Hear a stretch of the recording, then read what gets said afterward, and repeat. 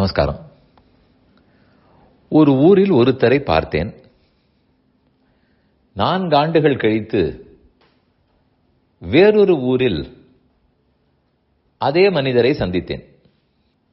உடனே அவர் யார் என்று இந்நிடத்தில் பார்த்தோமே என்று நினைவுக்கு வந்தது. என்ன சொல்லி புரிந்து கொள்வேன்? அன்று அவ்விடத்தில் பார்த்தோமே, அவர்தான் இவர் என்று புரிந்து கொள்வேன். இதற்கு வடமொழியில் பிரத்யபிக்ஞா என்று சொல்லுவார்கள். அப்படின்றால் சம்ஸ்கார அல்லது ஸ்மிருதி, ஸ்மிருதி விசிஷ்ட பிரத்யக்ஷம். இதில் 2 விஷயங்கள் இருக்க வேண்டும். ஒன்று, அன்று கண்டோம் என்பது நினைவு இருக்க வேண்டும். அது நினைவே இல்லை என்றால் பிரத்யபிக்ஞா வராது. அன்று கண்டவர் என்பது நினைவுக்கு வர வேண்டும். இன்று நேரே காண வேண்டும். இன்று நேரே காண வேண்டும். அதே சமயத்தில் அன்று கண்டவர் இவர் என்று நினைவுக்கு வர வேண்டும். அவர் என்று சொல்லும்போது அது ஸ்மிருதி, அது நினைவு. இவர் என்னும்போது கண்ணால் நேரே பார்க்கும் பிரத்யக்ஷம். அவரே இவர் என்று சொல்லும்போது பிரத்யபிக்ஞா. இது பொதுவாக நம்முடைய வாழ்க்கையில் ஒரு எடுத்துக்காட்டு கூறினேன். இது எதற்கு சொன்னேன் என்றால், வேதாந்தத்தில் பலவிடத்திலும் இதே போல பயன்பாடு அது கொண்டு பகவானை நமக்கு உணர்த்தும். உலகத்துக்கு காரணம் யார்? வேதாந்தம் சொல்லுகிறது, யதோ வா இமானி பூதானி ஜாயந்தே ஏன ஜாதானி ஜீவந்தி யத் பிரயந்த்யபிசம்பிசந்தி தத் விஜிக்ஞாசஸ்வ தத் பிரம்மேதி. இவர்தான் பிரம்மம்னு அடையாளம் சொல்லுகிறது. இந்த சொல்லப்படும் சொற்கள் எல்லாமே பொதுவான சொற்கள். நேரே ஒரு பெயர் சொல் இல்லை. யத்து, தத்து, ஏஷஹா, இத போன்ற சொற்கள் எல்லாமே பொதுவானவை. அவன், இவன், உவன், அவள், இவள், அது, இது. இது எதுவான பெயரை சொல்லுகிறதா? பெயரை சொல்ல வேண்டும் என்றால் ராமன், கண்ணன், வராகன், கோவிந்தன், கேசவன், இப்படி பெயர்கள். இந்த இடத்தில் வேதாந்தம் ஜெகத்துக்கு காரணம் யாரு, இன்னார் என்று நேரே சொல்லவில்லை.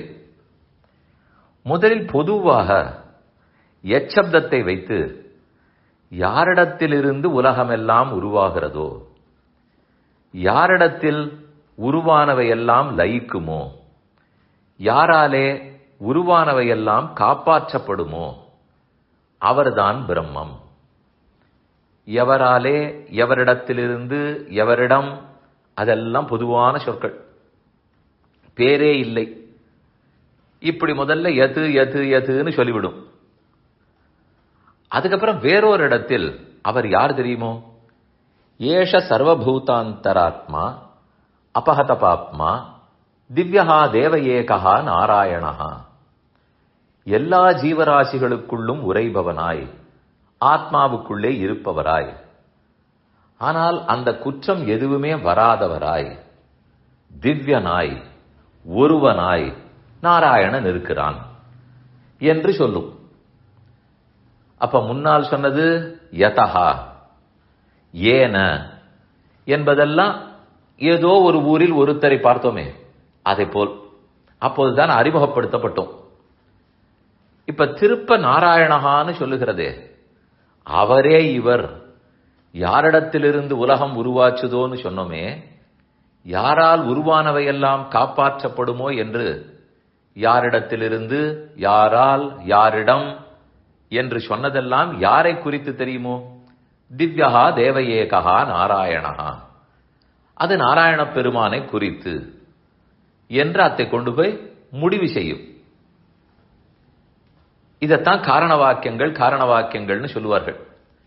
ஜகத்துக்கு காரணம் இன்னார், அதை தெரிந்து கொண்டால்தான் எனக்கு யார் காரணம்னு தெரியும், என்னை படைத்தவர் யாருன்னு தெரியும்.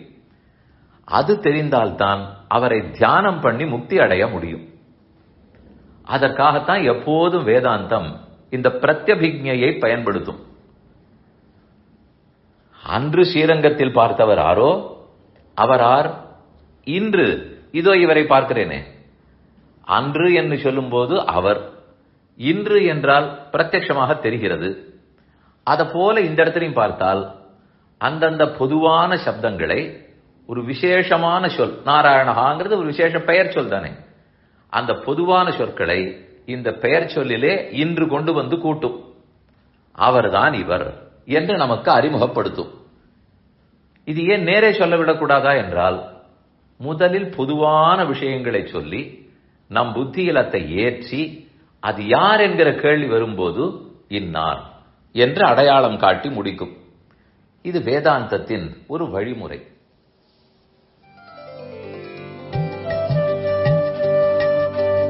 இந்த என் பணி ஆடியோவை உங்களுக்காக வழங்கியவர் வேலுக்குடி ஸ்ரீ கிருஷ்ணன் சுவாமி.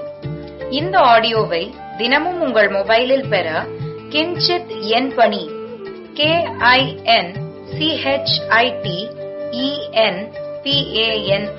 என்ற ஆப்பை கூகுள் பிளே ஸ்டோரிலோ அல்லது ஆப்பிள் ஐஸ்டோரிலோ டவுன்லோட் செய்து கொள்ளவும்.